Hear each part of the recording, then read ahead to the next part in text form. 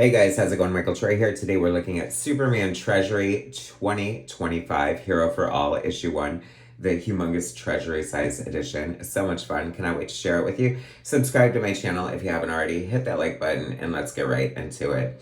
So Superman is doing gangbusters at the box office as expected. I feel like it's getting mostly positive response.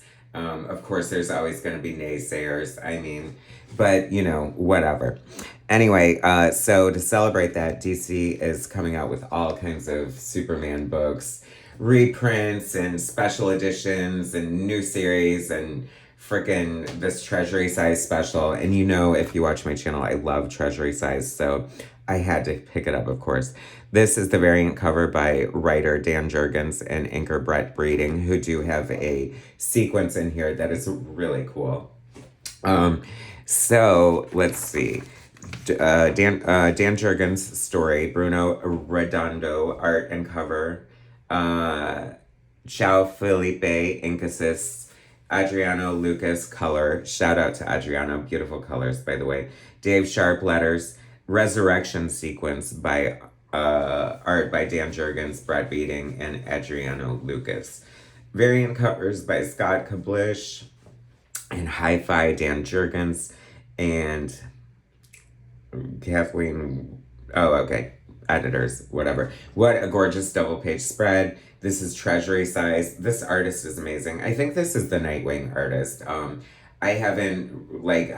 familiar with his covers and stuff like that, but don't think I've ever read an issue where he's actually doing the interior art, and it is freaking amazing. It's widescreen, it's cinematic, it's huge, it's taking full advantage of the Treasury side format. We get a battle royale with Superman and this robot above Metropolis. We get see Superman doing his best. We get Lex Luthor involved here. Of course, I feel like Lex Luthor is definitely Superman's Joker. I feel like they can nary do a story without it. And I do hate the fact that in the retcon, Lex Luthor grew up with Clark in Smallville and is part of their friends group. That makes zero sense to me. That makes him too, relatable. I feel like part of the reason the dynamic of Lex and Clark makes it so good is the fact that they can't relate to each other at all. You know what I mean? He just thinks he's abhorrent for every reason. And I don't see that happening if they grew up together. Maybe, but whatever. So Smallville, Kansas, tornadoes, flashbacks of them as kids and stuff like that. We get to see the JLA watchtower, which is cool. Black Canary and Green Arrow here. Like I said, this looks super cinematic. Now, if I did have one gripe about the art, it is almost too perfect. It almost has this perfect form and line that never wavers. It almost looks slightly unnatural, perhaps a little stiff, posed and traced, almost on a Greg Land kind of level, but not really. It is gorgeous. I like it a lot. It serves the story so well. It's undeniably gorgeous. I do like the use of, and of course this page doesn't have it, but a zipatone, and I will point it out when it comes up. You see pages like this and you're like, oh my gosh, totally gagged, right? And it is fun to see all the players in the DC universe popping up.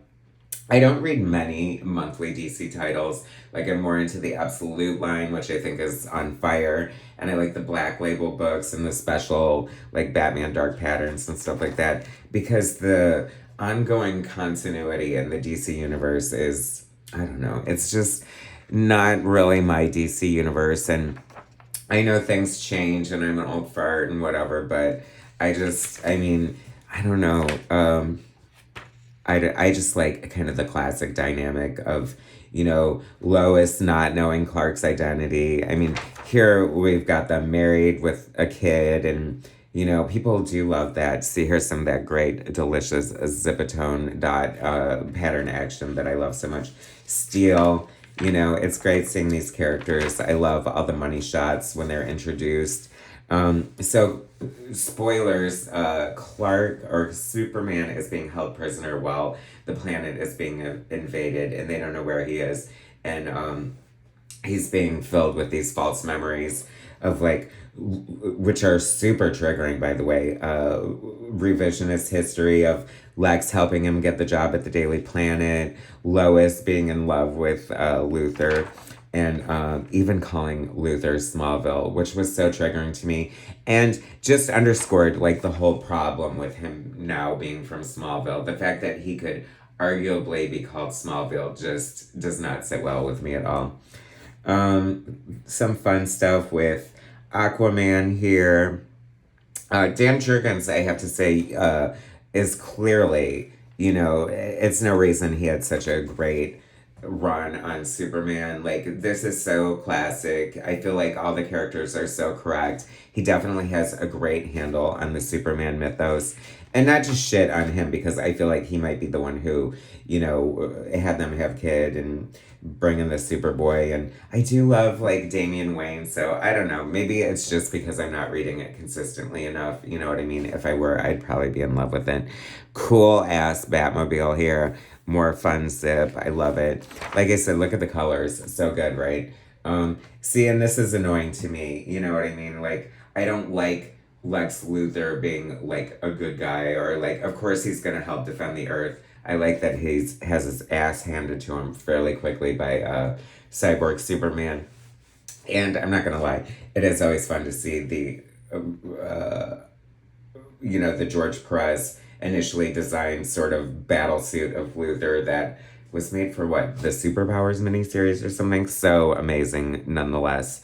Some great cityscapes here. Just beautiful art. Like, Maxima is like, this story is slightly problematic though. Like, it's, the way it plays out is so amazing. Like, it's so good. It's so cinematic. It plays like a summer blockbuster. We have like, Superman being held captive, the heroes trying to defend the Earth while looking for him.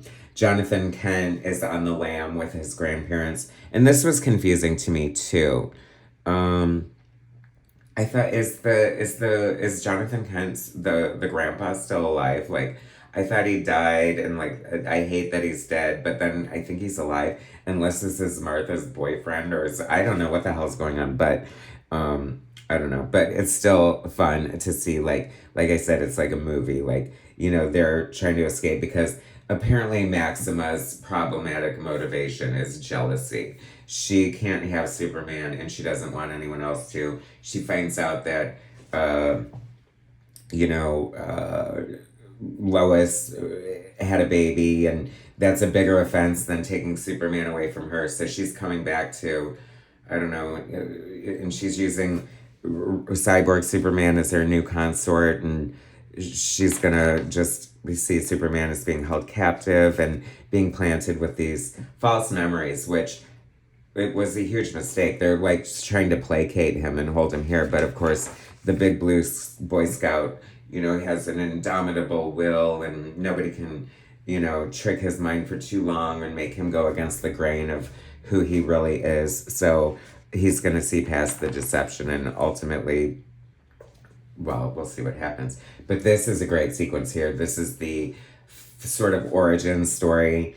I feel like everything seems so in line with like Crisis on Infinite Earths and what happened after that, except for the fact that they used the John Byrne design from Krypton for such a long time, and I guess we got rid of that. So that made me a little bit sad, because there are so many great nuggets from the Burns run, like keeping Pa Kent alive. Crypto. I love Crypto. So this is establishing like everything. Like, he was part of the Legion of Superheroes. His rocket looks so corny and funny, but like nostalgic and endearing at the same time. This is just great spreads here. I love it. Jurgens' art looks incredible. I love the inking by Brett Breeding. I always had. He's always bringing fun textures and zip to the art, like little things like that. The shine looks amazing. Love, just seeing all these characters, and I mean, I'm not a fan of them being married. I'm just not. I think that, you know, like, I don't know. You know, it's like I feel like it's part of the myth, you know, of him dodging Lois with his identity, and I don't know. It takes sort of like a fun element, if not an unbelievable one, because come on, how could you hide your identity? But still, I don't know. It was fun, and so of course, finally he breaks free. Once he realized what's up, and this is a gorgeous double page spread. It is like so big and beautiful. Like, I love these Treasury size, but DC has been like perhaps overdoing it. Like, we've got all the Hush at big size, we've got the reprints of the Treasuries, we've now got this. Who knows what else is coming? But my bank account is suffering like you would not believe. This artist got the memo. You know, if I think this is the Nightwing cover artist that is just like really innovative and groundbreaking. So excellent choice to do the art chores on this book as far as design, layout, imagination, and execution. It just looks so good. The colors are so beautiful and bright and just really like pop off the page. This is fun. You know what I mean? I feel like, I don't know, like this is too big or something, but I feel like I would just love to give this to like a kid who just saw a Superman movie and hopefully make him fall in love with comics. It never happens though. If movies are not a commercial for comics, like, and it's not even the other way around. It's like superhero movies are so popular and people love superheroes, but very few of them are reading the comic books. You know what I mean?